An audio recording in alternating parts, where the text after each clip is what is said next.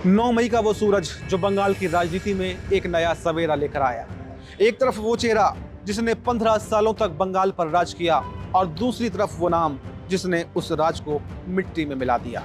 आज हम बात कर रहे हैं शुभेंदु अधिकारी की। वही शुभेंदु जो कभी ममता बनर्जी की परछाई हुआ करते थे और वही आगे चलकर उनकी सत्ता के पतन की सबसे बड़ी वजह भी बने। क्या ममता बनर्जी की एक छोटी सी गलती यानी अभिषेक बनर्जी को आगे बढ़ाना उन्हें लेकर डूब गई? क्या होता अगर शुभेंदु अधिकारी आज भी टीएमसी में नंबर 2 के नेता होते? आज की इस स्पेशल रिपोर्ट में हम शुभेंदु अधिकारी के संघर्ष, उनकी जमीनी पकड़ और उस रणनीतिक मास्टर स्ट्रोक का विश्लेषण करेंगे जिसने बंगाल में पहली बार भगवा परचम लहरा दिया है। जी हाँ, शुभेंदु अधिकारी कोई पैराशूट लैंडिंग वाले नेता नहीं हैं, बल्कि उनकी जड़ें बंगाल की मिट्टी में बहुत ज्यादा गहरी जमी हुई हैं। उनके पिता शिशिर अधिकारी कांग्रेस के दिग्गज नेता रहे हैं और केंद्रीय मंत्री भी बने हैं। शुभेंदु ने कॉलेज के दिनों से ही अपनी छात्र राजनीति की शुरुआत कर दी थी। मेदिनीपुर जिले, जिसे बंगाल की राजनीति का प्रवेश द्वार माना जाता है, वहां पर अधिकारी परिवार की मर्जी के बिना पत्ता भी नहीं हिलता था। साल 2006 में जब शुभेंदु अधिकारी पहली बार विधायक बने, तभी उन्होंने संकेत दे दिए थे कि वो लंबी रेस के घोड़े हैं। उनकी सबसे बड़ी ताकत है उनकी ऑर्गेनाइजेशनल कैपेसिटी, यानी संगठन बनाने की क्षमता। वो राज्य के उन गिने चुने नेताओं में शामिल हैं जो न केवल भीड़ जुटा सकते हैं, बल्कि बूथ स्तर पर कार्यकर्ताओं को जीत के लिए तैयार भी कर सकते हैं। साल 2007 का नंदीग्राम आंदोलन भारतीय राजनीति का एक टर्निंग पॉइंट था। भूमि अधिग्रहण के खिलाफ किसानों की उस लड़ाई के पीछे का असली दिमाग और मेहनत कहीं ना कहीं शुभेंदु अधिकारी की ही थी। जब ममता बनर्जी सड़क पर संघर्ष कर रही थी, तब शुभेंदु ने नंदीग्राम और सिंगूर के गांवों में जाकर वामपंथियों के खिलाफ एक मजबूत दीवार खड़ी कर दी थी। इसी आंदोलन के दम पर 2011 में 34 साल पुराना लेफ्ट का किला ढह गया।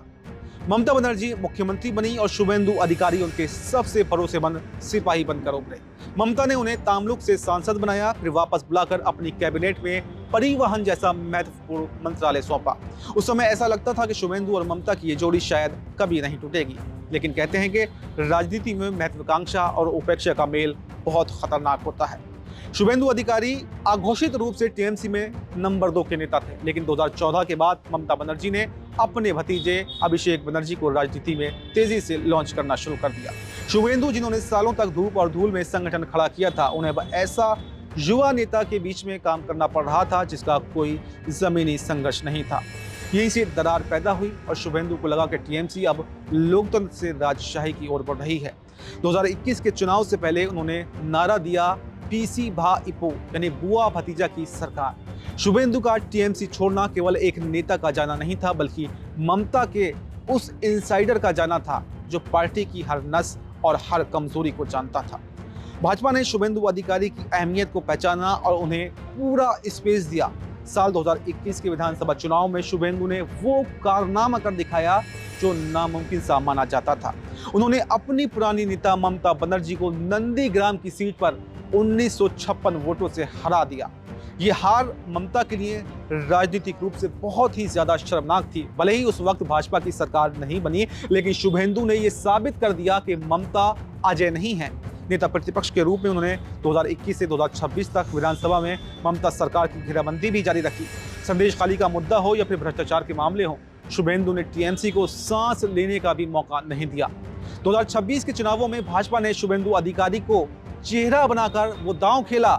नंदीग्राम और भवानीपुर दोनों ही जगह से चुनाव लड़कर उन्होंने एक बार फिर से ममता बनर्जी के मनोबल को पूरी तरह से तोड़ दिया और शुभेंदु की जीत के पीछे उनके पिता शिशिर अधिकारी और भाइयों का भी बड़ा समर्थन रहा है, जिसने मेदिनीपुर बेल्ट में टीएमसी को पूरी तरह से सफाया कर दिया। आज जब शुभेंदु अधिकारी मुख्यमंत्री की कुर्सी पर बैठे हैं, तो ये उनके 25 सालों के संघर्ष का परिणाम है, कोई 1-2 दिन की मेहनत नहीं है। अगर ममता बनर्जी ने अभिषेक बनर्जी के बजाय शुभेंदु की वरिष्ठता का सम्मान किया होता, तो शायद आज बंगाल की कहानी कुछ और हो सकती थी। लेकिन सत्ता का मोह अक्सर रिश्तों पर भारी पड़ जाता है। शुभेंदु ने साबित कर दिया कि संगठन की ताकत और जमीनी पकड़ किसी भी बड़ी से बड़ी सत्ता को उखाड़ फेंकने के लिए काफी है। आज बंगाल में नया इतिहास लिखा जा चुका है और इसके नायक निर्विवाद रूप से शुभेंदु अधिकारी ही हैं। फिलहाल इस रिपोर्ट में इतना ही। इस पूरी रिपोर्ट पर आपकी क्या राय है? आपकी जो भी राय हो कमेंट बॉक्स में अपनी राय जरूर बताएं और देखते रहें ZMPCG। नमस्कार।